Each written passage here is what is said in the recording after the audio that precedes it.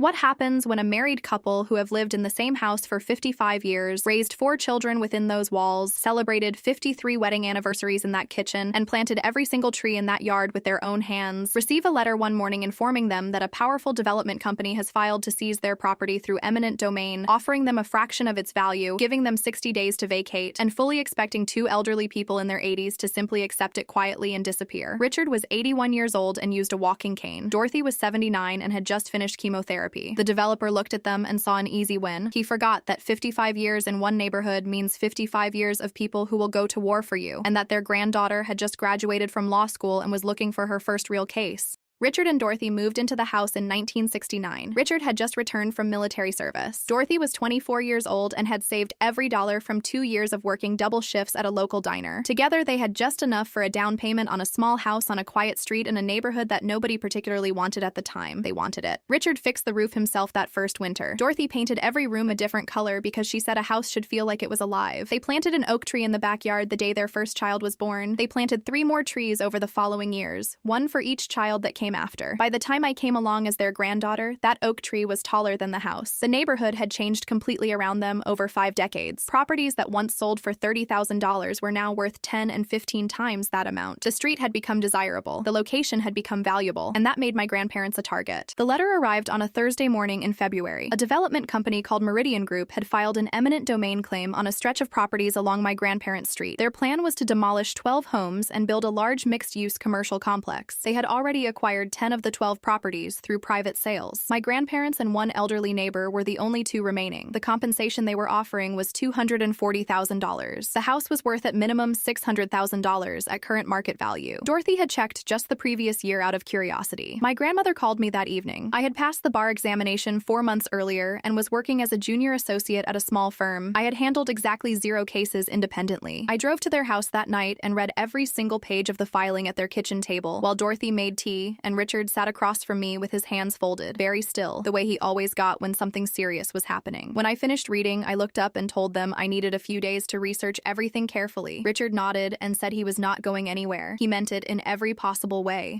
Eminent domain is a powerful legal tool, but it is not unlimited. After 3 days of research, I had found 4 significant problems with Meridian's filing. First, the public use justification was weak. Eminent domain requires that seized property serve a genuine public purpose. A private commercial development with luxury retail and premium apartments did not clearly meet that standard in our state's current legal interpretation. Second, the compensation offered was demonstrably below fair market value, which is legally required to be just compensation. I had 3 independent property appraisals done within a week, all coming in between $580,000 and $620,000. Third, Meridian had failed to follow the correct notification timeline required by state law. Their letter had arrived 11 days later than the legally mandated advance notice period. Fourth, and most powerfully, I discovered that the city council vote approving the eminent domain filing had passed by a single vote, and one of the council members who voted yes had a previously undisclosed financial relationship with Meridian Group's parent company. I filed a formal legal challenge within 2 weeks. Then the neighborhood found out what was happening. I do not know exactly how word spread, but within days, it seemed like everyone knew. The family 3 doors down, who Richard had helped move in 20 years ago, organized a neighborhood meeting. 40 people showed up, then 60. Then the meeting moved to the community center because the living room was not big enough. A local journalist attended and wrote a piece that ran in the city paper. Then a regional outlet picked it up. Then a national story ran with a photograph of Dorothy standing in her garden in front of the oak tree Richard had planted when their first child was born. The image went everywhere. Donations came in for legal expenses from people across the country